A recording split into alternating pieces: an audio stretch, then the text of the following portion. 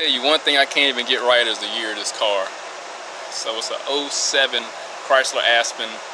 Has some air conditioning issues, so it's going to be here to get diagnosed only. Depending on what the issue is, maybe we can fix it. Who knows? But that's why it's here, so we can find out. So I'm going to try to spend no more than the hour diagnosing the vehicle. Hopefully I can cut this into a 10-minute video, which will be great. So first things first, our compressor is right behind this diverter here for the airbox, the silencer. So it's right there. Here's our low pressure side. I do have my gauge, so that'll be the first thing I'm going to check is the pressure. Because if we have good pressure, likely we can get an AC request or some confirmation here. So we have pressure here, so it's above 150. If I recall, probably I can't remember every damn thing, man. It's like, you know, some of them days you feel stupid, and I kind of had that week. I just feel like I ain't that bright. So you're not alone, everyone. So if I recall properly, if we have pressure, then this pressure switch, how many wires we got? 3. This is a binary switch that likely is only going to operate the low and high pressure side. It's not trinary, which will operate the low safety, high safety, and the fan operation. So we don't have that. This is just 3-wire. I'm assuming we got a ground, and the 2 others are going to be the signal for the low and high pressure. Don't hold me on that. We're going to do this without looking at any data, okay? Without looking at any data. So I'm assuming 3 wires is going to be the binary 2-way switch. 4-wire is going to be trinary, because you have a ground and 3 signals for the fan, low and high. Alright, so I'm going to go in the car. I can simply check if we have like a potential request for the AC. But I do believe, since we have technology readily available, I can go to the scan tool and we can do some command features, and I think that'll put me ahead of the game than trying to do whatever I want to do. So I'm going to get my broken scan tool, the MS906BT, and see if we can do any command features. Or better yet, it's kind of hot. I know my phone's going to screw up, so it's best just to go ahead and get the backup one and see what's available on that. Let's just try with the cheaper one first and see what happens before we have to resort to the 906BT. Auto detection, let's go to diagnosis, control unit. Let's go right into the body control module. HVAC, heat and ventilation. Look at that. I didn't read anything else, so I'm probably overlooking something. Just my luck. Let's see if there's any codes in here. And no fault codes. Let's go to live data and see what we got here. Let's see if we can go to the pressure sensor. So we got voltage going to the control head here. AC request, not the switch here is not depressed. So let's go here. I'm gonna turn the key, start the car up, and I'm going to push the snowflake. Well, I'm gonna turn the blower motor on in the front, and oh shit, something happened. Okay, we do have some type of operation. Let me go to AC switch request here. Something happened. Why is not showing the AC switch to be pressed though?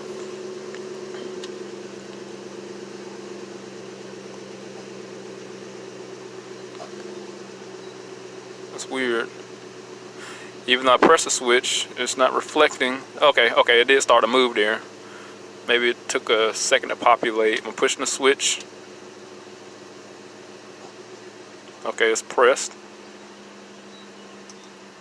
Why is it not reflecting yet? Let me play with the switch a little bit. Okay. We almost had it. Shit. I think we found a problem, people.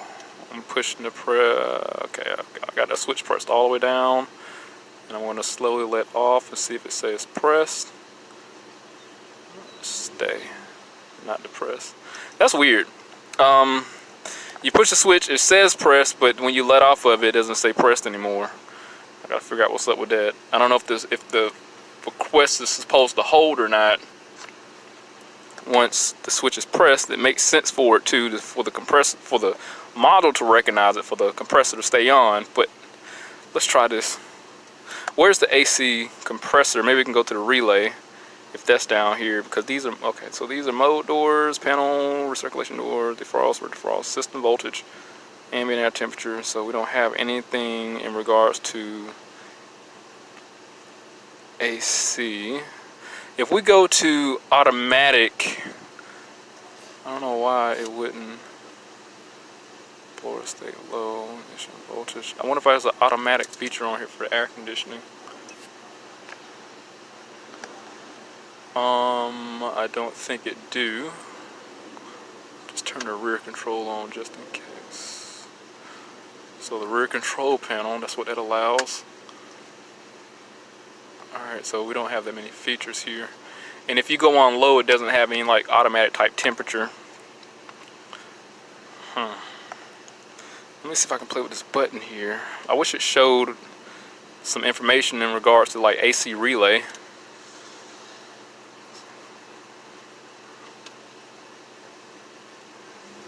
So, okay, so it did try to change idle. Compressor is activating if I push the switch, but for some strange reason, there you go. Okay, it came on and went off. There's something up with the switch here. Let's go to the bidirectional feature here and see if we can control the air conditioning. Compressor, defrost, nope. Let's see if it's in special function.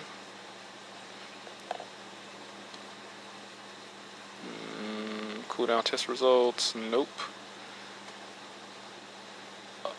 System check. Let's see here.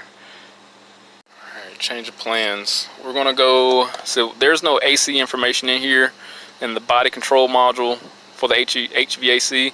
So I'm going to the engine control module, because in most cases, well, some cases, I can access air conditioning parameters from here. Real quick, let me see if I can go to AC compressor test. There you go. Clutch relay here. AC compressor clutch relay state, control state. Let's see if we can do that. Nope, I don't need no downstream data. Alright, so we can supposed to be activating the clutch. Test aborted. Test conditions are not correct. I don't know what kind of test conditions we need.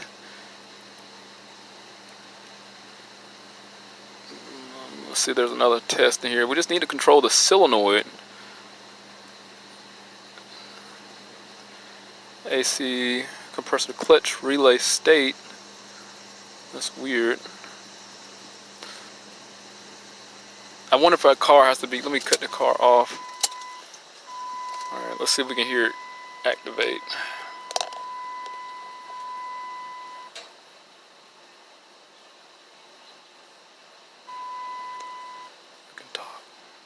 We can toggle it. I'm whispering as if I can hear it a little better. You know what I'm gonna have to do? Probably supply power to the AC and see if the air conditioner is capable of getting cold. And because I mean it's not going to allow me to manually control it while running.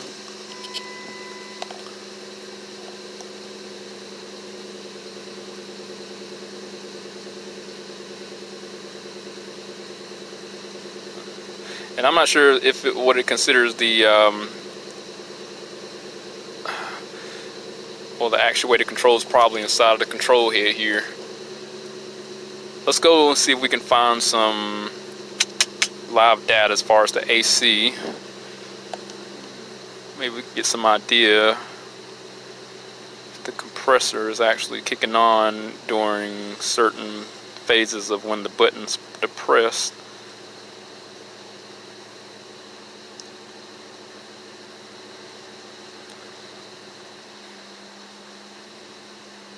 Okay, so we got some high pressure. So there's our AC pressure here. It's at 215 currently. AC high side voltage. Compressor relay. AC, here we go. So we got some compressor state. AC request relay.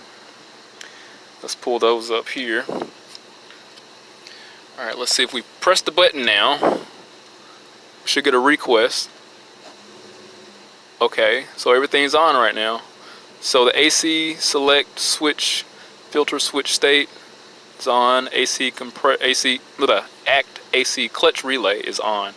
So I pushed to press the button here. The AC relay, despite the button in the body control module saying press and then depress is not pressed, the relay seems to be working here. Let's put this, turn the AC off. All right, we're gonna cut it back on and then go out and see what the AC is doing. So it's not on now. I wonder if there's something up with this button here. Okay, but it's back on, it's back off. So it's on. Let me cut it off. Okay, AC select switch filter switch state. I'm switching it on. Is on. The switch is, and the AC compressor is on and off. What's up with that? It came on and came right. There we go. Okay, so cool. It came back on. That's weird. It's jumping around like that. Let me see if I can look up the pressures too, so I can get an idea. See if the pressure's dropping. Where's my PIDs? Although still up there.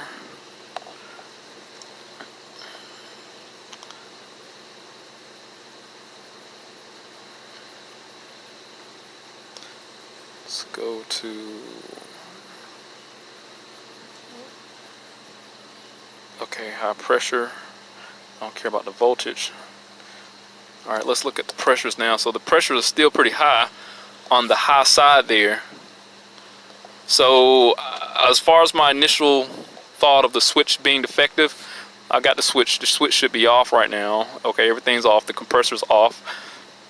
The pressure's still at 225. I'm gonna push the I keep saying pressure. I'm gonna push the switch and see if the compressor is coming on, but some strange reason the pressures aren't changing. So what's up with that? So if the AC relay is activated, the compressor should be on. AC output current. I'm not sure why we don't have any output.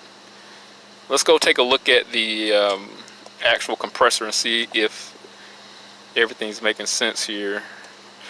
It's corroborating what I'm thinking. The compressor switch, we have activation from the switch. The compressor should be on, but I'm not sure if this is just a dummy PID that's going to give us some type of feedback as far as the current that is measuring from the relay. So I don't know, but let's go see if the AC compressor is activated.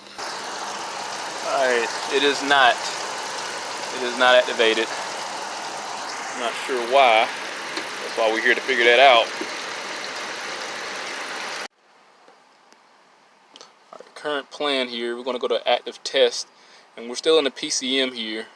The key is off. I'm sorry, key on, engine off. Where's what the state we're in. We're going to toggle the compressor relay and see if we have any type of operation. And because it might be something up with this clutch here.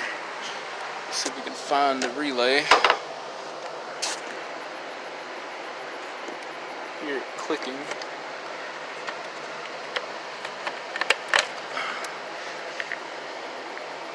Alright, our AC relay is going to be, there we go, 24 here. And from what I'm looking at, 24 should be right here. Yep, so here's 24. Damn, this thing is hot.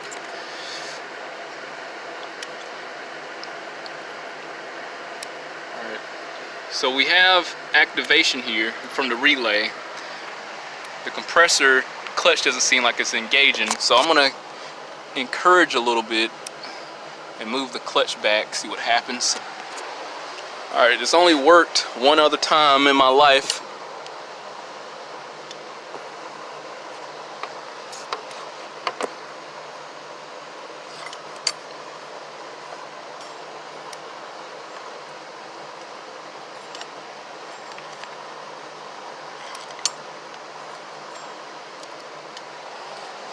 That's a no-go. Alright, next, everything is still toggling. You can still hear the relay clicking.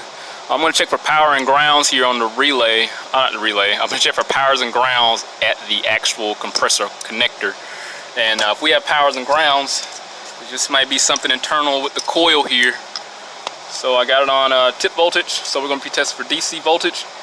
And I'm just going to choose this black and blue one, which should be power. Let's see what happens. All right, cool. All right, once it deactivates, it does show that it's deactivating power. So that this toggle switch is working. Let's see if there's any voltage. I'm sorry. Let's see if there's any ground. So yeah, everything's fine with that. Let's try this.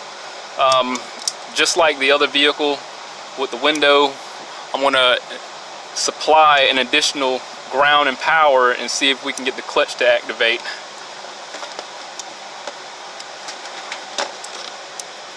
So we're going to 12 volts here. I'm going to go on this side with the compressors.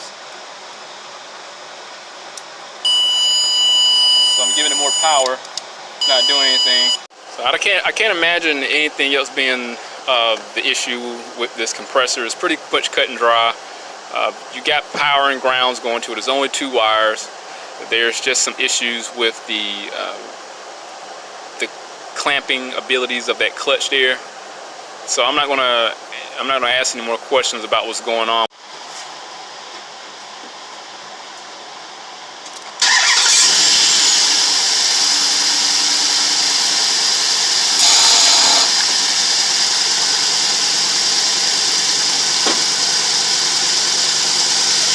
So the compressor's partially engaged in here. So there's obviously something wrong with this compressor, and it's not I'll be trying to talk over unnecessarily. So there's obviously something wrong with this clutch, obviously, and you know, we still could have just said, well, it needs a compressor. But the problem is sometimes these things happen as a result of excessive pressure. If you have too much Freon in there, it's going to cause some problems. Now it is pretty high as far as the Freon level, so we'll probably are a little high in here. So let me relieve some of those pressures and try to get it down to probably about 80-ish and see what happens, if the compressor can't then engage or not, because 175 seems like somebody tried to add Freon while everything was working appropriately, and just be over the safe side of checking myself. So let's do that, and I'll be back and we'll see how the compressor is reacting then, because this can be a sign of just too much Freon, and based off the pressure sensor is saying 175 psi, and normally at a static state of all being off, it's supposed to be somewhere around about generally around about 100, but I know on some Dodges I had to overfill them in some instances just for the AC to work fine. So let me take out some, relieve it, and see how it works. Yeah, that was a no-go. Removing some of the pressure didn't do anything. Like I said, this was just to check over myself, because hell, I could have been wrong. The compressor is legitimately broke. The entire thing needed to be replaced. I'm pretty sure somebody could probably just replace the clutch. I'm not going through that. We're putting a whole new one on here, and or the remanufacturers one that are available. Never had any problems out of them. Extremely rarely had problems. I have as many problems with remanufactured compressors as I probably do with alternators, but on a lesser scale, I'll say. But as far as diagnosing this, we looked at PID data. The PID data shows that there was a request from the climate control head in the HVAC module. Unfortunately, we didn't have any means of cycling the compressor through the HVAC module, if I recall properly. We had to go to the PCM to be able to have that feature. Sometimes if you don't have if you don't have all the PID data in the HVAC module, you have to go to the PCM, because the PCM does take the information from the AC system to I got a call coming in. Hold on. I had a call come in. Hold on. God. So the PCM does take some of the information from the AC pressures and adjust the idle and some of the other fuel parameters. So because it is a significant load on the engine, so you do have to go to the PCM to be able to retrieve some information from the AC system, such as fan activation and compressor cycling. Sometimes on Chryslers I had to go through the PCM to retrieve evap temperature sensor information. Just like today, we had to cycle the compressor, the relay, and the pressures. I think I said that.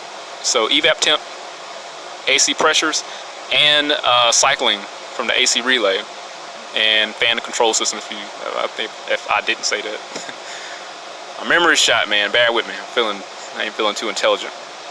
So, like I said, I relieved the pressure. No avail. We did look at PID data in the MP808 low budget scan tool. We were able to do some bidirectional testing measures. We checked the relay toggle, the AC relay. We checked the powers and grounds going to the connector here with the Power Probe 4. We actually administered power and additional ground with no avail. And then we actually heard the clutch sound like pure crap. Completely justifies the compressor plausibly being defective, and the diagnosing confirms that noise is attributed to defective compressor, clutch at least, but we're replacing the entire compressor. So I'm gonna give a lady a quote, get the compressor replaced. I remember one of the commenters in one of my other videos about replacing the compressor, if I replaced like accumulator or receiver dryers or expansion valves or anything like that, and my answer is no. And to each his own. Here's the thing, there are safety parameters inside of the HVAC system or air conditioning system, such as receiver dryer. I mean, yeah, unfortunately there could be moisture in there. However, that receiver dryer is then there to remove moisture. So I don't worry about the potential likelihoods of air or excessive air being in the system or moisture. So like I said, to each his own. Never had any problems out of it. In most cases, hell, I don't vacuum it, but I do have the tools to do it. But it's just like, well, I never had any problems. It never messed up or inhibited the efficiency of the AC system. So sometimes it's discretionary depending on how long the system's been out, and even in vacuum, to me, just seems ineffective. You know, so I've been through the strangest situations where you have to implement foreign tactics to remedy some of the issues. You know, there's some of the issues, the fixes are very unorthodox. But other than that, I think we're done, man. I really think we're good. And I think honestly I forgot what I was talking about because the phone went hot and it shut down. So damn it, man. Other than that, hit that link, subscribe to the channel, stay informed, have that reassurance in my work. See you on next one.